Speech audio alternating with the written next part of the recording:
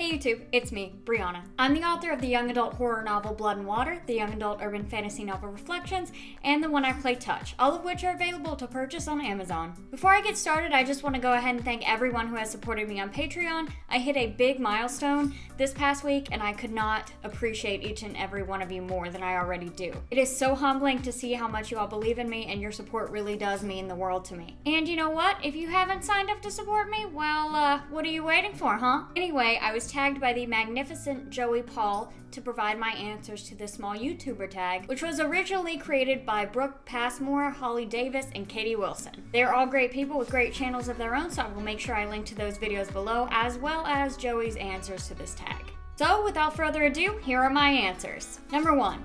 What are your top 2 favorite genres to write, and what genres do you think you'll never write? So obviously, because it's branded everywhere, my top 2 favorite genres are fantasy, primarily urban fantasy, and horror. I don't think I will ever write romance or erotica. Number 2.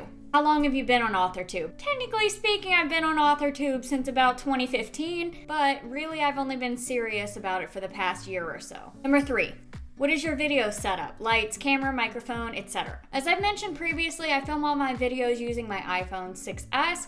I have the iMovie app, which makes it really easy to film and export in 720 and 1080p. I have a little ring light attachment / cell phone holder that I like to use to film my videos. I wanted to get an actual standalone ring light, but I couldn't figure out how to rig that up well. So I just got one that would hold my phone and also give me the proper illumination for videos. Also, it's only like $19.99, so I will go ahead and link to that one below as well. And mic-wise, again, as I mentioned in my last video, I was able to purchase a lavalier mic thanks to my Patreon supporters, and it was about $12, which is great. I don't have it on right now because I noticed in my last videos that some of the consonants came out really harsh, and even with me taking the volume down, it wasn't great. So I've learned my lesson, and I just keep the microphone close enough to where you can hear me, but not too close to that I'm like spitting in people's ears. Number 4.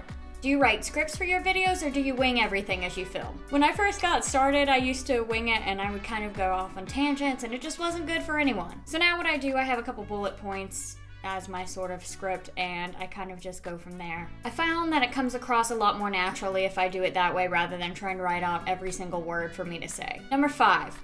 How do you balance AuthorTube with writing? This is something I am still working on because I'm finding a lot of my spare time is going to AuthorTube when I feel like I should definitely be putting more of it toward working on my books.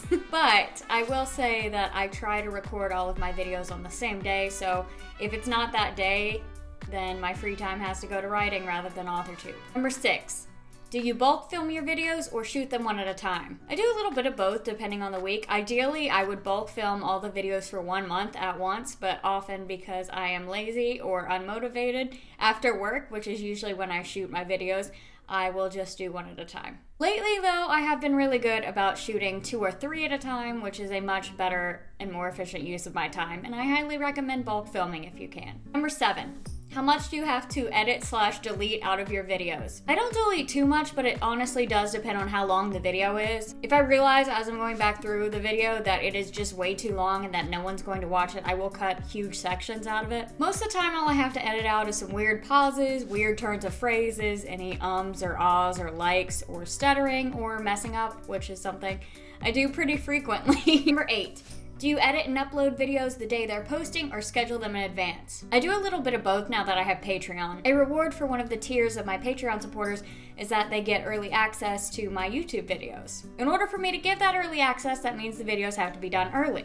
This involves me editing and uploading and going ahead and listing the videos as unlisted so that I can then go back on the day that they're actually supposed to go live and making them public for everyone. Before Patreon, I would schedule them to go live, which is nice because it was a lot more automated, but now there's no real way to do that with Patreon. Number 9.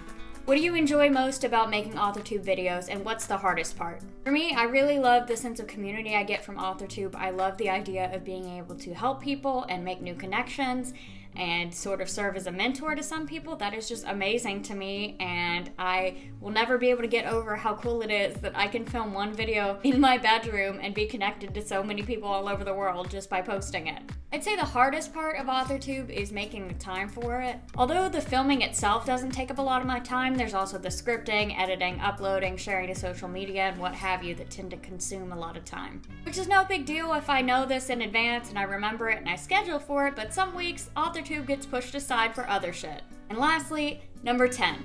What's your favorite video you've made? I have had a lot of fun with recent videos, especially all the tags lately, like the spooky, scary writing tag, which you guys should totally check out if you haven't already. Honestly, I think the videos I enjoy the most are the ones that have been requested because then I know I'm helping at least one person for sure. It probably sounds silly, but I don't have a particular favorite video that I can think of right now off the top of my head. However, I would love to hear what your favorite video of mine has been, so if you do have a favorite, feel free to leave that in the comments for me. That's all the time I have for today. Thank you so much, Joey, for tagging me in this. And if you enjoyed this video, make sure you give it a thumbs up and click subscribe so you never miss an upload. Also, I'm going to leave the questions for this tag in the description box below, so feel free to answer them if you haven't been tagged. As always, thank you guys so much for watching, and I'll see you all next week. Bye!